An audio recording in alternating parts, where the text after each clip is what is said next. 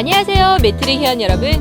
오늘 인터뷰에서 만나보실 분은 나노 소재를 이용해 자연계의 광합성을 모방한 인공광합성 기술 개발에 성공하신 카이스트 신소재 공학과 박찬범 교수님입니다. 교수님께서는 2008년도부터 과학교육과기술부의 국가지정 연구 사업으로부터 지원을 받아 연구에 박차를 가하고 계시는데요. 그럼 교수님을 직접 만나 뵙고 이야기 나눠보도록 하겠습니다. 안녕하세요, 교수님. 네, 지금 교수님께서 하고 계시는 연구 주제와 내용에 대해서 간단하게 말씀해 주시기 바랍니다. 네, 저는 그래서 카이스트 신소재공학과에 있고요. 그래서 재료공학과가 역사적으로 보면, 그러니까 이제 금속이라든지 세라믹 그리고 이제 전자재료 같이 인올게닉 소재라고 하죠. 그러니까 무기 소재들을 다뤄왔는데, 저는 이제 바이오 소재를 이제 전공을 하고 있습니다. 그래서 기존의 재료공학과에서 다루는 것은 이런 이제 무기 소재들을 다뤘습니다. 그래서 뭐 아까 말씀드린 금속이라든지 세라믹 같은 거 다루는데, 저희가 관심 있는 것은 이 이제 바이오 소재들인데, 이와 같이 뭐 DNA라든지 뭐 생물체라든지 이와 같은 올게닉한 그 유기 소재들을 이 기존의 무기 소재들하고의 하나의 융합을 통해서 하이브리드를 통해 가지고 새로운 이제 기능을 갖는 하이브리드된 소재를 개발하는 것을 전체적으로 저희 랩에서 지향하는 방향을 잡고 있습니다. 그래서 뉴 펑셔널 바이오 머티리얼즈, 이게 이제 큰 저희 연구실의 방향이라고 할 수가 있습니다. 네. 얼마 전 나노 소재를 이용해서 자연계 광합성을 모방한 인공광합성 기술 개발 성공 소식을 뉴스를 통해서 보도되었는데요. 인공광합성 개발에 대한 간략한 소개와 개발을 하시게 된 계기가 궁금합니다. 네.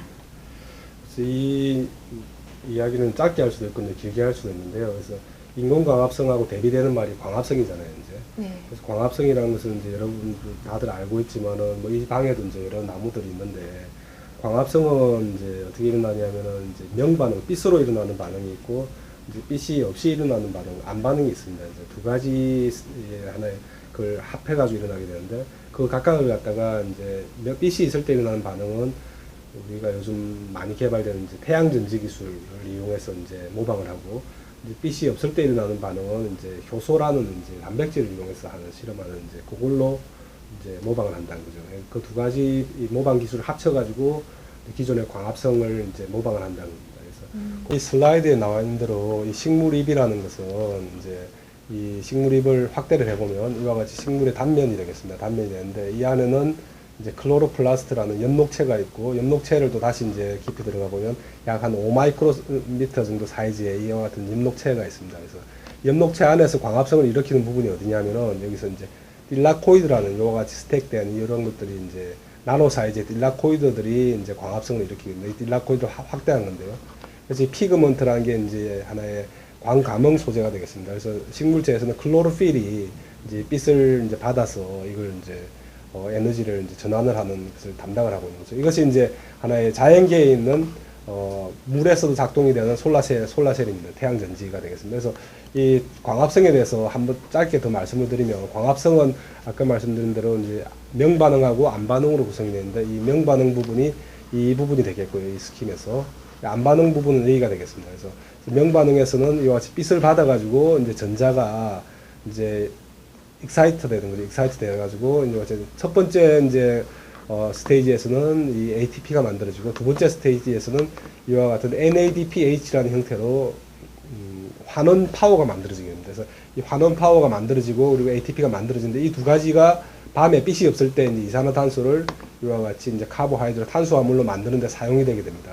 그래서 이 명반응과 안반응을 갖다가 이제 통해서 광합성이 일어나게 되는데, 저희가 이제 관심이 있었던 것은 이 이제 명반응 부분 중에서도 특히 이 부분을 저희가 과연 모방할 수 있을까, 그리고 이 안반응 부분을 모방할 수 있을까, 이러한 것에 이제 포커스를 맞춰가지고 연구를 진행을 하고 있습니다. 그래서 앞서 말씀드린 대로 이 그 환원 파워 NADPH라는 것이 소위 말하는 코팩터라는 것입니다. 코팩터인데, 이 자연계에서는 이걸 갖다가 재생을 한 다음에 밤에 사용을 하고 다시 이제 이걸 갖다가 리제너레이션을 시키는 것이 하나의 라이트 리액션, 명반응이 되는 거죠. 이제 명반응이 되는데, 이것이 굉장히 유사한 것이 이제 태양전지 기술입니다. 태양전지라는 것은 이제 전기의 빛 에너지를 전기 에너지로 바꾸는 것인데, 이 부분을 이제 태양전지를 기술을 사용을 해보자. 저희가 태양전지 기술을 넣어가지고 모방을 해보자는 것이 이제 저희 아이디어가 되겠고, 이 부분은 효소공학 기술을 이용해서 이제 해보자는 것이 이제 아이디어가 되겠습니다.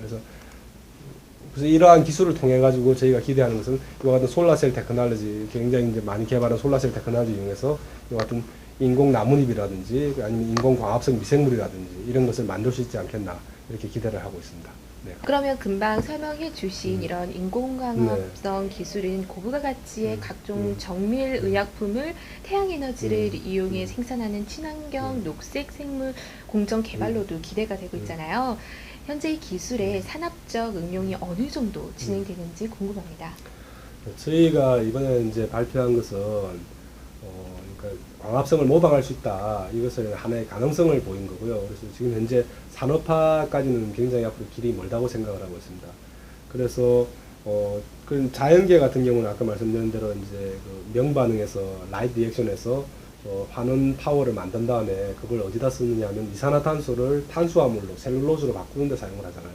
근데 사실 그게 경제성 자체는 별로 없습니다. 그렇지만 저희가 이제 앞으로 추구하자고 하는 것은 그 환원 파워가 필요한 효소 반응 기술이 굉장히 많아요, 이제. 그래서 A라는 물질을 B로 만드는데 B가 정밀의약품이 될 수 있는 것들이 수만 가지가 있거든요, 이제. 네. 그래서 그러한 화학 반응에 저희가 이제 적용을 시키면 각종 정밀의약품을 만들 수 있을 거다 기대를 하고 있고, 네. 이제 앞으로 그 각각을 이제 나가야죠, 이제. 그래서 할 일이 굉장히 많습니다, 지금. 그럼 방금 소개하신 인공광합성 기술 외에도 다양한 특허 기술을 보유하고 계신 걸로 알고 있는데요. 교수님께서는 또 2008년도부터 교육과학기술부의 국가지정연구사업으로부터 지원을 받아서 연구를 해오시면서 해외 저명 학술지들로부터 크게 주목받고 있는 연구 성과를 내신 걸로 알고 있습니다. 특히 특허 출원이나 국가지정 연구사업 운영을 하실 때 새로운 연구 아이템들이 필요하지 않습니까? 어디서 어떻게 그런 영감을 받으십니까? 정확하게 뭐 꼭 집어서 어떻게 해서 뭐 어디서 누가 저한테 영감을 주는 건 아니고요. 네.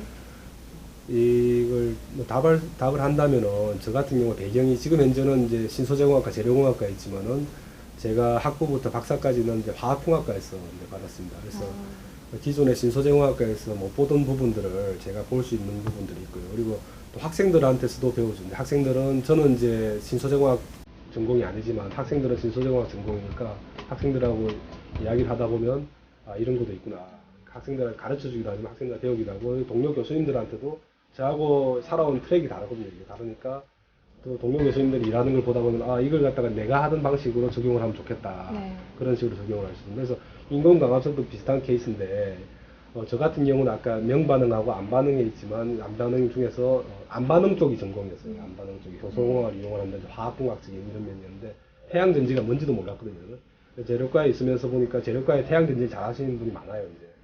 그래서 두 분야가 지금까지 만난 적이 한 번도 없습니다. 그러니까 태양전지 기술하고 이 효소공학 기술하고 만난 적이 없는데 우연히 하다 보니까 두 가지가 융합이 된다는 것을 이제 저희가 이제 밝힌 거죠. 그런 식으로 이제 아이디어가 이제 디벨롭 되는 거죠.